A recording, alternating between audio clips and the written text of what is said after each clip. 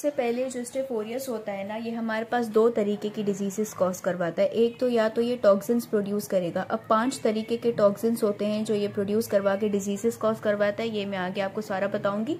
दूसरा होता है पायोजेनिक इन्फ्लेमेशन, ठीक है, ये पायोजेनिक इन्फ्लेमेशन करवाएगा, पस वगैरह ये बनवाता है, तो ये मैं आपको बताऊंगी अभी, ठीक है। सबसे पहले हम पायोजेनिक इन्फ्लेमेशन को पढ़ते हैं। तो आप एक ऐसे आइडियलाइज करो, ये हमारे पास स्किन हो गई। स्किन में हमें पता है कि क्या प्रेजेंट होते हैं, हेयर फॉलिकल्स प्रेजेंट होते हैं। उसके बाद हमारे पास एपिडर्मिस आ गई, फिर डर्मिस आ गई, और नीचे हमारे पास सबक्यूटेनियस टिश्यू आ जाता है, ठीक है। मैं इस पिक्चर को थोड़ा सा बड़ा करके आपको बताती हूँ। मैं आपको बड़े से पेज पे डायग्राम बना के बताती हूँ। ये हमारे पास स्किन आ गई। स्किन में ऐसे याद रखना कि यहाँ पे हेयर फॉलिकल्स प्रेजेंट हैं, सही है। उसके बाद नीचे एपिडर्मिस आ गई, फिर डर्मिस आ गई, और फिर सबक्यूटेनियस टिश्यू लास्ट में प्रेजेंट होता है, सही है। तो हम कैसे याद करते जाएंगे, सबसे पहले हम स्टेफ ओरियस ऐसे समझो कि हमारा नॉर्मल फ्लोरा होता है। कोई भी कट लग गया, कोई भी वूंड है, कोई सर्जरी वगैरह हो रही है जिसकी वजह से स्टेफ ओरियस को अंदर की तरफ एंट्री मिल गई। सबसे पहले वो किससे एक्सपोज होगा, हेयर फॉलिकल से एक्सपोज होके इन्फेक्शन कॉज करवा देगा, जिसे बोला जाता है फुरंकल्स, ठीक है। फुरंकल क्या होता है, एक बॉयल होता है, एक पिंपल होता है। Basically this is infection of hair follicle. ये हेयर फॉलिकल का इन्फेक्शन होता है। यहाँ पे एक बबल, एक पस, एक दाना सा बन जाएगा, ठीक है। This is infection of hair follicle, ठीक है।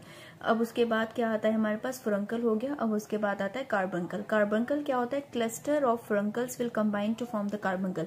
ऐसे ही 2-3 दाने जो होंगे ना वो मिलके कार्बंकल बना देंगे। कार्बंकल बेसिकली ऐसे होता है कि रेड कलर का सारा वो होगा, सराउंडिंग में पूरा रेड रेड होगा, और बीच में एक बड़ा सा पस्सा दाना सा होगा। मैं आपको पिक्चर दिखा देती हूँ कार्बंकल की, ये, ठीक है। ये हमारे पास कार्बंकल होती है। ये एक बड़ा सा हमारे पास क्लस्टर्स है, ठीक है। ऊपर से तो हमें एक ही दिख रहा है, लेकिन अंदर से क्या होगा, 2-3 ऐसे ही पिंपल्स ने कंबाइन होके एक बड़ा सा दाना बना दिया है, जो हमें बाहर से ऐसा दिख रहा है कि बीच में एक व्हाइट कलर का पस बना हुआ है और साइड में स्वेलिंग हुई हुई है, ठीक है। तो फ्रंकल हमारे पास हेयर फॉलिकल का इन्फेक्शन होता है। जैसे ही स्टेफ नॉर्मल फ्लोरा होता है, स्किन का, नोज का, ग्रोइन रीजन का, आर्मरेट का, वो एक्सपोज होगा, कट लग गया बॉडी में, बॉडी के अंदर चला गया। सबसे पहले हेयर फॉलिकल का उसने इन्फेक्शन करवाया, उसके बाद वो 2-3 फ्रंकल्स मिलके, 2-3 पिंपल्स मिलके एक बड़ा सा पिंपल बन जाएगा, जिसे हम कार्बंकल बोलेंगे। अब क्या होगा, फ्रंकल हो गया, कार्बंकल हो गया। तीसरा हमारे पास आता है इम्पेडिगो, ठीक है। इम्पेडिगो क्या होता है, इम्पेडिगो इस infection is basically superficial skin infection. Superficial से याद रखना कि ये एपिडर्मिस का इन्फेक्शन होता है, सही है। एपिडर्मिस का इन्फेक्शन होता है। ऐसे ही मैं आपको इसकी भी डायग्राम दिखा देती हूँ लेविंसन से, ये, ठीक है। इसे इम्पेडिगो बोला जाता है। ये जो सुपरफिशियल स्किन का इन्फेक्शन हो रहा है ना, इसे इम्पेडिगो बोला जाता है। उसके बाद हम डर्मिस में आ जाएंगे। अब डर्मिस में क्या होता है, जब डीपर इन्फेक्शन, पहले स्टेफ ओरियस हेयर फॉलिकल तक पहुंचा, उसने फ्रंकल कॉज करवाया, कार्बंकल कॉज करवाया, वो और नीचे आया, नीचे आके उसने एपिडर्मिस का इन्फेक्शन कॉज करवाया, जिसे हम इम्पेडिगो बोलेंगे, which is the superficial skin infection. वो और ज्यादा नीचे आया। जब वो डीपर इन्फेक्शन कॉज करवाएगा ना डर्मिस का, उसे बोला जाता है सेल्यूलाइटिस। सेल्यूलाइटिस में बेसिकली सेल्स की इन्फ्लेमेशन हो जाएगी, और सेल्यूलाइटिस में इसकी भी मैं पिक्चर दिखा देती हूँ आपको। ये सेल्यूलाइटिस, ये अगर आपको दिख रहा हो यहाँ से, ठीक है। ये सेल्यूलाइटिस, ये पूरी इन्फ्लेम हुई हुई है, रेड कलर की इन्फ्लेमेशन हुई हुई है, ठीक है। ये सेल्यूलाइटिस मतलब एक चीज जिस भी ऑर्गन में हो रही होगी ना, वो ऐसे इन्फ्लेम हो जाएगा और रेड कलर की अपीयरेंस देगा। फ्रंकल हो गया, कार्बंकल हो गया, एपिडर्मिस का इन्फेक्शन हो गया, डर्मिस का इन्फेक्शन हो गया। उसके बाद ये इन्फेक्शन और ज्यादा नीचे आया और इसने एब्सिसिस कॉज करवा दी। अब एब्सिसिस आर इम्पॉर्टेंट, ठीक है। एब्सिसिस में क्या होता है कि एक इराइथीमा बन जाता है। इराइथीमा का मतलब होता है रेडनेस बन जाती है, ठीक है। इसे समझो एक बड़ा सा पैच बन जाएगा, रेडनेस होगी, which will drain the pus to the outside, ठीक है। बाहर की तरफ एक होता है ना गंद वाला दाना, कचरे वाला, वैसा बन जाएगा। तो ये पस बन जाएगा बाहर की तरफ। और एब्सिसिस में क्या होता है, कोगुलेस जो हमारे पास एंजाइम होता है ना, वो क्या करेगा, वो फाइब्रोनिजन को, कोगुलेस जो बाहर से शोर आ रहा है प्लीज इसे अवॉइड कीजिएगा। अब कोगुलेस क्या करेगा, ये फिब्रोनिजन को कन्वर्ट कर देगा फिब्रिन में। फिब्रिन क्या करेगा, क्लॉट बना देगा। जो इन्फेक्शन हो रहा है, जहाँ पे स्टेफ ओरियस आया हुआ है ना, उस एब्सेस के अराउंड जो होगा ना, वो एक क्लॉट सा बना देगा ताकि वहाँ पे न्यूट्रोफिल्स ना आ सकें और इस चीज़ को क्लियर आउट ना करें। बेसिकली जो न्यूट्रोफिल और मैक्रोफेजेस आते हैं वो बॉडी का प्रोटेक्टिव मैकेनिज्म होता है ना, कहीं पे इन्फेक्शन वगैरह हो रहा होता है तो न्यूट्रोफिल्स आते हैं, मैक्रोफेजेस आते हैं, वहाँ पे फेगोसाइटोसिस होती है, जो नेक्रोसिस हुई हुई है उसको क्लियर आउट करते हैं।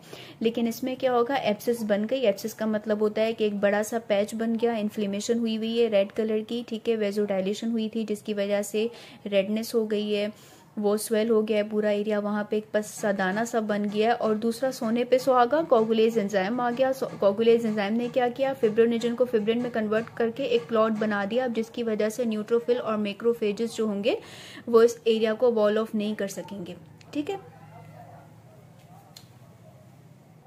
दूसरा क्या होगा कि कोगुलेज एंजाइम आ जाएगा। कोगुलेज एंजाइम क्या करेगा, फाइब्रिनोजन को फिब्रिन में कन्वर्ट करके क्लॉट सा बना देगा और वो क्लॉट इस एरिया को वॉल ऑफ कर देगा, जिसकी वजह से न्यूट्रोफिल्स या मैक्रोफेजेस यहाँ पे नहीं आ सकेंगे और इस चीज़ को क्लियर आउट नहीं कर सकेंगे, ठीक है। तो ये 5 चीज़ें आपको भूलनी नहीं है, याद रखनी है। मैंने लाइन से आपको पढ़ाया कि पहले स्टेफ ओरियस हमारा नॉर्मल फ्लोरा होता है, जैसे ही कोई कट लगा वो हमारी बॉडी के अंदर आया, सबसे पहले उसने हेयर फॉलिकल का इन्फेक्शन कॉज करवाया, फ्रंकल बोला जाता है, 2-3 फ्रंकल्स ने मिलकर कार्बंकल बना दिया जो बड़ा पिंपल होता है, फिर वो एपिडर्मिस में आके सुपरफिशियल स्किन इन्फेक्शन कॉज करवा देगा, इम्पेटिगो, फिर वो डर्मिस में आके डीपर इन्फेक्शन कॉज करवा देगा जिसे सेलुलाइटिस बोला जाता है, और फिर सबक्यूटेनियस में आके वो एब्सिसिस कॉज करवा देगा, ठीक है। अब ये हो गया, स्किन तक बात हो गई। अब स्टेफ ओरियस ने क्या किया है, वो ब्लड में आ गया, ब्लड में आ गया, ठीक है। ब्लड में जैसे कोई भी बैक्टीरिया आता है तो हमारी बॉडी का प्रोटेक्टिव मैकेनिज्म क्या बोलता है कि इन्फ्लेमेशन होगी। इन्फ्लेमेशन में क्या होगा कि वेजोडाइलेशन हो जाएगी। बैक्टीरिया आया, ठीक है, वेजोडाइलेशन हो गई, परमेबिलिटी वगैरह इंक्रीज हो गई, जिसकी वजह से क्या होगा, ब्लड का फ्लो डिक्रीज, ब्लड का फ्लो क्या हो जाएगा, कम हो जाएगा। हमें पता है क्या होता है इन्फ्लेमेशन, आप पढ़ के आए हो। ब्लड फ्लो कम होगा, हाइपोपरफ्यूजन होगी। हाइपोपरफ्यूजन का मतलब होता है कि ऑर्गन्स तक ब्लड कम जाएगा, जिसे बोला जाता है सेप्सिस, ठीक है। तो दूसरा ये स्टेफ ओरियस क्या करवाता है, सेप्सिस भी कॉज करवाता है। हमने क्या पढ़ा था, एब्सिसिस तक पढ़ा था, छठा हम किस पे आ गए कि ये सेप्सिस भी कॉज करवाता है। कैसे कॉज करेगा, ब्लड में आके, जैसे ही कोई भी बैक्टीरिया ब्लड में आता है ना तो उसे बोला जाता है बैक्टीरीमिया, ठीक है। Circulating bacteria in the blood, उसको बैक्टीरीमिया बोला जाता है। वो आया ब्लड वेसल्स में, वहाँ पे एक बॉडी का प्रोटेक्टिव मैकेनिज्म चला, वेजोडाइलेशन हुई, वेजोडाइलेशन होने की वजह से हाइपोपरफ्यूजन हुई, जिसे सेप्सिस बोला जाता है। अब क्योंकि हमारे पास जो बैक्टीरिया है वो ब्लड में आ चुका है, ब्लड तो अब सारे ऑर्गन्स की तरफ जा रहा है, ठीक है। सबसे पहले ब्लड जाएगा लंग्स की तरफ, लंग्स ऐसे तो नहीं होते, खैर लंग्स की तरफ जाएगा, लंग्स की तरफ जाके क्या कॉज करवाएगा, निमोनिया।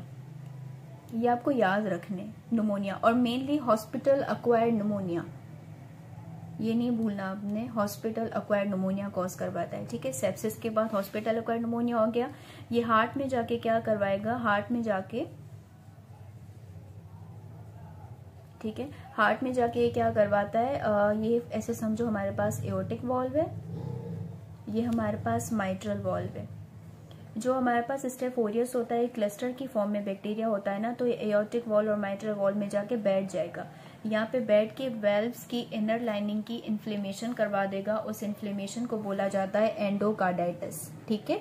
ये इनर लाइनिंग और वॉल्स की इन्फ्लेमेशन करवा देगा, जिसे एंडोकार्डाइटिस बोला जाता है। इसने निमोनिया करवा दिया, एंडोकार्डाइटिस करवा दिया। अब उसके बाद क्या होगा, ये मसल्स की तरफ जाएगा, मसल्स की तरफ जाके ये क्या करवा देगा,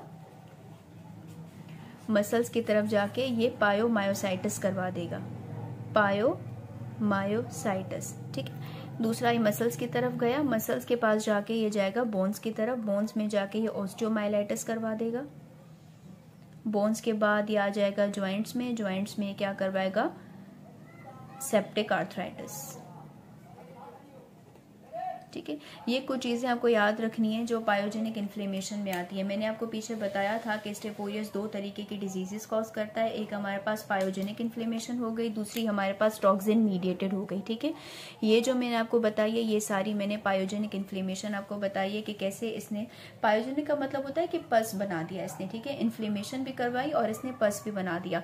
सबसे पहले इसने स्किन में आया, स्किन में आते साथ इसने हेयर फॉलिकल का इन्फेक्शन करवाया, फ्रंकल, 2-3 फ्रंकल्स ने मिलकर आके कार्बंकल बना दिया, एपिडर्मिस में आके इसने सुपरफिशियल स्किन इन्फेक्शन कॉज करवाया, इम्पेडिको, फिर ये डर्मिस में आके डीपर इन्फेक्शन कॉज करवाएगा, सेलुलाइटिस जिसमें जो सेल्स होते हैं, जो ऑर्गन होता है वो इन्फ्लेम हो जाता है, मैंने आपको पिक्चर भी दिखाई थी। उसके बाद ये एब्सेसिस कॉज करवा देगा। एब्सेसिस में क्या होता है, कोगुलेज एंजाइम की भी इन्वॉल्वमेंट होती है, वो क्या करेगा, फाइब्रोनेजिन को फिब्रिन में कन्वर्ट करके क्लॉट बना के इस एरिया को वॉल ऑफ कर देगा ताकि न्यूट्रोफिल्स आके इससे एंगल्फ ना कर सकें, ठीक है।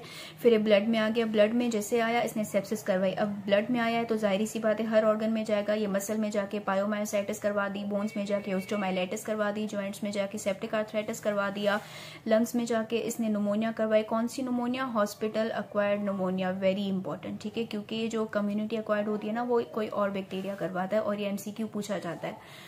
और हार्ट में जाके ये क्या एर्टिक और मैट्रल वाल्व्स में जाके बैठ जाएगा और वहाँ पे इनर लाइनिंग की इन्फ्लेमेशन करवा के एंडोकार्डाइटिस कॉज करवा देगा, ठीक है। ये जो सारी मैंने आपको चीज़ें बताई ये पायोजेनिक इन्फ्लेमेशन में आती हैं।